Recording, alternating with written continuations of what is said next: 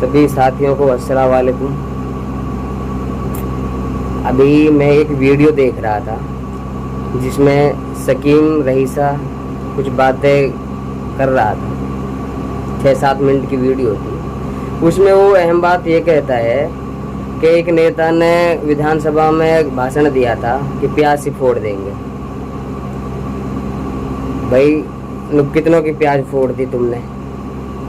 2-3 मुस्लिमों को और मरवा दिया। मैं उस सकीम रईसा से पूछना चाहता हूँ कि 2014 में जब आपका पिताजी रईसा इंडिपेंडेंट चुनाव जीते थे, उसके बाद में वो बीजेपी में शामिल हो गया। सत्ता का मजा चाखा उसने, 5 साल सत्ता में रहा। उसी के कार्यकाल में साहिब की हत्या हो जाती है। वो भी ये सेम मामला था जो फरीदाबाद वाला मामला था। साहिब को भी पुलिस वालों ने मारा था, गोली मारी थी उसकी। तो मैं सकीम से पूछना चाहता हूँ, उस समय इतना मामला बिगड़ गया था कि पूरी मेवात एक हो गई थी।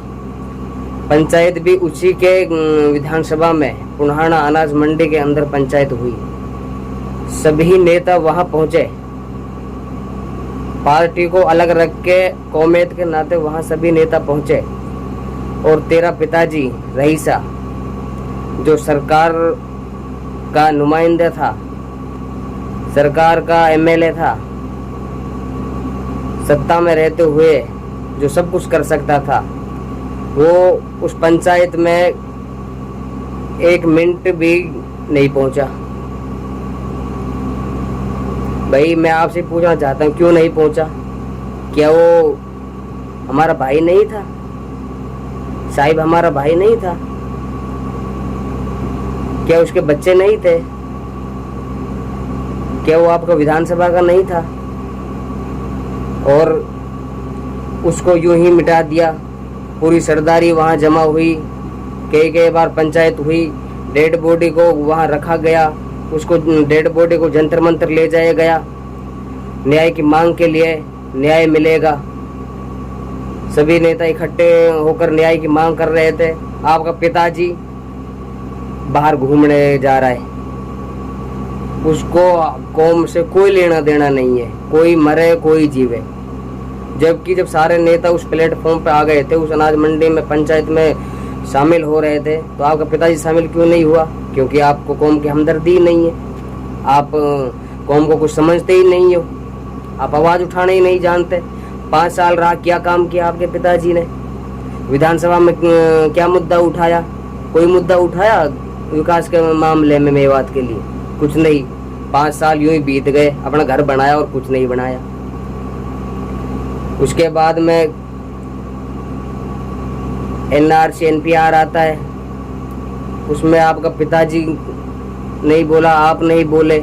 उस प्रोटेस्ट में घासेड़ा में बहुत ज़बरदस्त प्रोटेस्ट हुआ था, पूरी मेवात उस प्रोटेस्ट में शामिल थी, आप लोग नहीं गए। उसके बाद में किसान आंदोलन आता है। किसान आंदोलन में आपने ना सोशल मीडिया के माध्यम से ना ज़मीनी स्तर पर आपने आवाज़ नहीं उठाई। उसके बाद में एक जुनैद की ट्रेन में हत्या कर दी जाती है, उस पर एक लफ्ज़ तक नहीं निकला आप लोगों का। और नासिर जुनैद जो घाटी में का राजस्थान से बिलोंग करते थे, उनको मार दिया हिसार ले जाकर। उनके लिए आप पे एक बात तक नहीं निकली मुंह से। आप कैसे बात निकलना तो दूर, पीड़ित परिवार के दुख में शामिल तक नहीं हो पाए आप लोग। पीड़ित परिवार से मिलने नहीं पहुंचे, घाटी में का नहीं पहुंचे आप लोग। भाई आपको ये कैसे हमदर्दी है कौम से? और आप कह रहे हो कि भाई हमारे एक भाई शेकुल, जिसको फरीदाबाद CIA पुलिस द्वारा मार दिया गया, और मैं फरीदाबाद जा रहा था तो मैं वहाँ पहुँचा, फिर मैंने वहाँ देखा। अरे भाई कल क्यों नहीं गए आप फरीदाबाद? आप क्यों शामिल नहीं हुए वहाँ धरना प्रदर्शन में? कहाँ थे आपके पिताजी? कहाँ थे आप? क्यों नहीं बोले? आप सोशल मीडिया पे भी नहीं लिख सकते थे, क्योंकि आपके अंदर कौम का कोई जज्बा ही नहीं है। क्यों लिखोगे भाई, क्यों बोलोगे? और वारिस हुसैनपुर को मार दिया जाता है, वहाँ के नुहू विधानसभा के एमएलए तक उसके बारे में कुछ नहीं बोलते। विधानसभा में एसआईटी की टीम विधायक मामन खान ने गठित करवाई, उसकी वो मामला एक्सीडेंट में दिखाकर रफा दफा कर दिया गया था। विधायक मामन जी ने उसको उस फाइल को दोबारा उखड़वाया, वो मामला फिर ताजा किया। भाई NH 248 ए रोड पे हमारे युवा साथियों ने बहुत ज्यादा संघर्ष किया, पैदल यात्रा की। आप लोग गए कभी उस यात्रा में? उस यात्रा में शामिल हुए आप? नहीं हुए, क्योंकि भाई आप क्यों जाओगे? आपको कोई हमदर्दी नहीं है भाई। आपके दादा एमएलए रहे थे, आपके पिताजी एमएलए रहे थे, आपके ताऊ आजाद वो डिप्टी स्पीकर रहा था, उसने क्या किया भाई मेवात के लिए? आपके दादाओं ने क्या किया मेवात के लिए? आप एक काम बता दो कि हमने ये काम मेवात के लिए कर दिया। एक भी काम आपने मेवात के लिए नहीं किया। आपने जो भी कुछ किया होगा अपने स्वार्थ के लिए किया होगा, अपने लिए किया होगा। तो शेखपुर वाला मामला हुआ था, जो यहाँ से लोगों को घसीट के ले जाया जा रहा था, हमारी माँ बहनों को गाली दी जा रही थी, उस पर आप चुप्पी लगाए बैठे थे, एक शब्द तक आपसे नहीं निकला।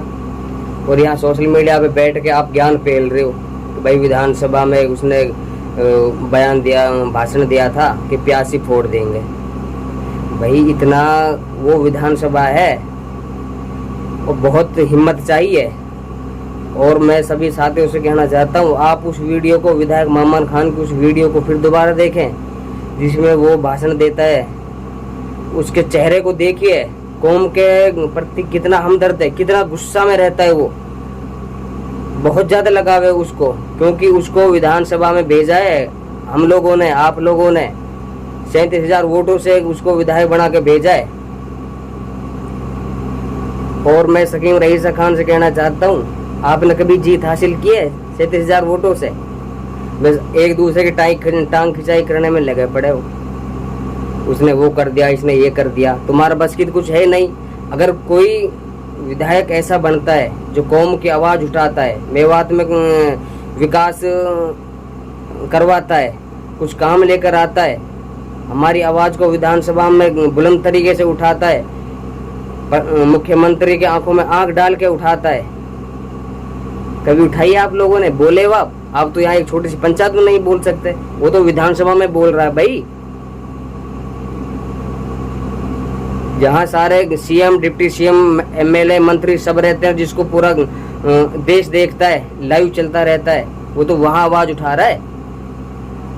आप तो घर में भी नहीं बोल सकते कौम के प्रति। क्या हमदर्दी आपको भाई कौम से? भाई ऐसा ही आपका ताऊ है, उसने कुछ नहीं किया मेवात के लिए, डिप्टी स्पीकर रहा था। डिप्टी स्पीकर बहुत बड़ी पावर है, कुछ नहीं किया, यूं ही लोगों को बौखलाते रहे, यूज करते रहे, कुछ नहीं किया मेवात के लिए। असली तो ये मेवात तुम लोगों ने पीछे रखी है भाई। अगर आप कुछ अच्छे स्कूल कॉलेज यहाँ लाते, लोगों को एजुकेशन की तरफ ले जाते, तो कुछ होता, लोग समझते हमारे। ये तो अब जाके लोग जागरूक हो रहे हैं। तुम तो किसी के मिट्टी में भी नहीं आते, तुमको मजबूर ही मामन खान इंजीनियर साहब जो हमारे विधानसभा पूर्व झिरका से एमएलए, उसने किया है। ये तो भाई घर बैठे चौधर चलाते थे, ये तो किसी का फोन तक नहीं उठाते ये लोग तो। और एक अकेला मामन खान इंजीनियर जो एमएलए है, ये जितने भी नेता हैं सारे, सभी की लड़ाई उस अकेले मामन खान जी से है।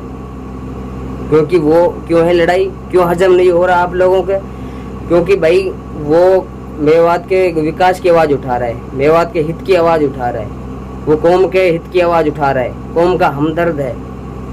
वो जानता है कौम का पे जब कोई आफत मुसीबत आती है तो कितना दर्द होता है, वो समझता है। वो ग्राउंड रिपोर्ट से उठ के चला है। आप लोगों को तो विरासत में मिली है, आप लोगों को क्या पता। एक गरीब आदमी के जो मार दिया जाता है उसकी मौत का दुख आपको क्या पता? आप क्यों जानते हो भाई? आपने तो राज किया है, लोगों को चूतिया बनाया है। तो मैं ज़्यादा बात ना कहते हुए बस यही कहना चाहता हूँ, सकीम भाई पहले अपने गर्वान में झांक कर देखो कि आपके अंदर कितनी कमी है, फिर दूसरों पे उंगली उठाना। और रही बात वो प्यासी फोड़ने की, मैं आपको बता दूं, वो प्यासी किसी की फूटे या ना फूटे, लेकिन आप लोगों की जो जरूर प्यासी फोड़ दिया विधायक मामन खान इंजीनियर साहब ने, क्योंकि आपका ताऊ कभी फिरोजपुर झीरगांव विधानसभा से एमएलए नहीं बन सकता। आपकी जरूर प्याज फोड़ दिए। और अभी विपक्ष में, सत्ता में अगर हम होते और सत्ता आएगी, भाजपा जा रही है, हरियाणा प्रदेश में कांग्रेस आ रही है, ये जितनी भी फाइल है जिनको दबा दिया जा रहा है, ये सारी की सारी फाइल विधायक मामन खान ही फिर सत्ता में रहते हुए फिर दोबारा उठलेंगे ये सारी फाइल, मैं आपको बता रहा हूँ। तो मैं ज़्यादा बात ना करते हुए सभी साथियों से, अगर मैंने कुछ गलत कहा हो तो मैं माफ़ी चाहता हूँ।